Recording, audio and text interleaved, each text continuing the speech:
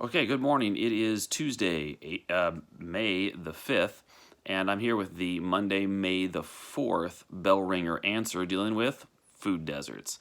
Well, this was the service learning class, so we were supposed to be working on the concept of food insecurity and food deserts, so this should be something we're fairly familiar with.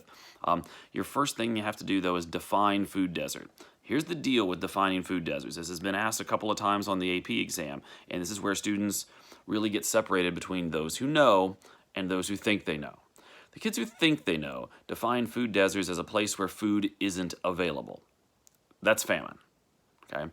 A food desert is an area where people lack consistent, regular access to healthy and nutritious foods.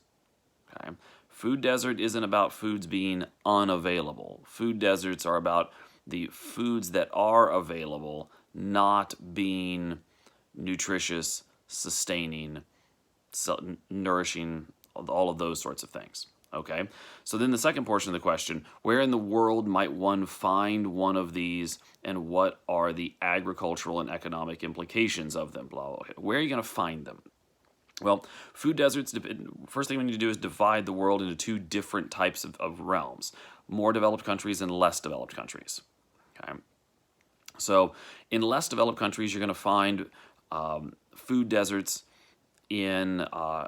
associated with places where agricultural production is failing. People don't have access to good, nutritious foods because there isn't enough food being produced, and the foods that people would eat in those societies would be nutritious, fresh, whole foods because they're still living usually in stage 2 of demographic transition, maybe stage 3. They haven't yet had their full industrial revolution, so they're not eating a lot of processed and manufactured foods anyway. They're eating a lot of things that they would grow themselves because the bulk of people would be subsistent farmers. And so their food insecurity is created by a lack of soil quality, the inability to produce enough food. Okay, so their food desert phenomenon is more associated with food insecurity. All right.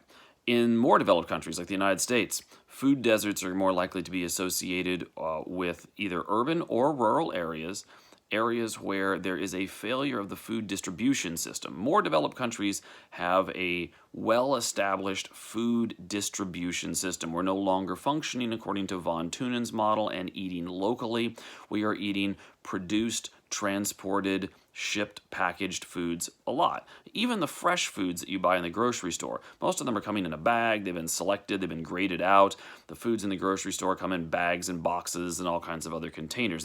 They've been processed, they've been manufactured, they've been selected in some way.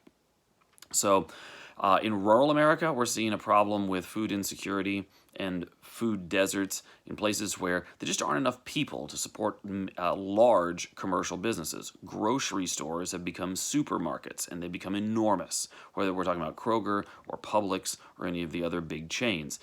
They need large numbers of people in order to be viable, and rural America just doesn't have large numbers of people. And so oftentimes, large grocery stores just aren't available anywhere near you. And we are talking about the fact that you would have to travel a greater distance. Living in a food desert doesn't necessarily mean you can't get foods.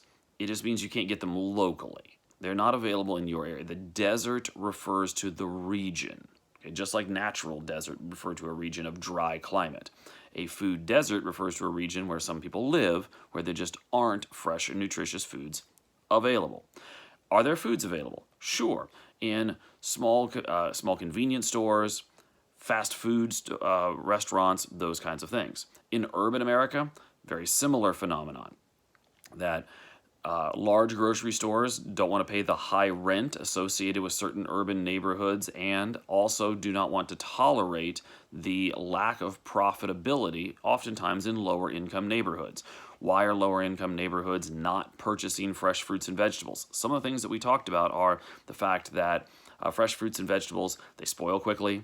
They are not necessarily culturally seen as really desirable. If you're a family with limited resources, it's easy to get your kid to eat macaroni and cheese. It's not easy to get your kid to eat Brussels sprouts or broccoli or lima beans. And if you buy those items, they don't last long. They require that you have to take some time to prepare them. I know it's not a lot, but it's more than macaroni and cheese. And the kid may not eat them. So you put all those together and you start getting neighborhoods and communities where people just, they don't want to buy those items.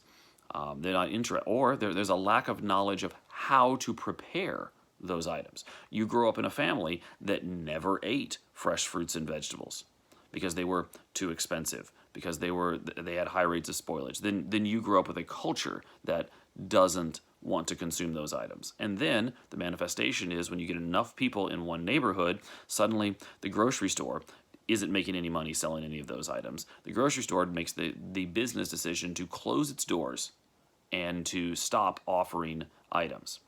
So what are some of the economic implications? You start to see neighborhoods that don't have these fresh fruits and vegetables available, and they become less likely to turn around economically. You're looking to buy a house, rent an apartment, and it's a great deal. You're thinking about buying your first place. You're an up-and-coming young American family, but you also realize there is no grocery store nearby. There's nothing but fast food restaurants. There's nothing but corner stores, and you're thinking, this neighborhood just isn't what I want. Once you start going down the path of becoming a food desert, it's hard to turn that around. With rural America, it's even harder because those rural areas, they start to have less and less and less, and more young people are drawn away, leaving only those individuals with limited choices.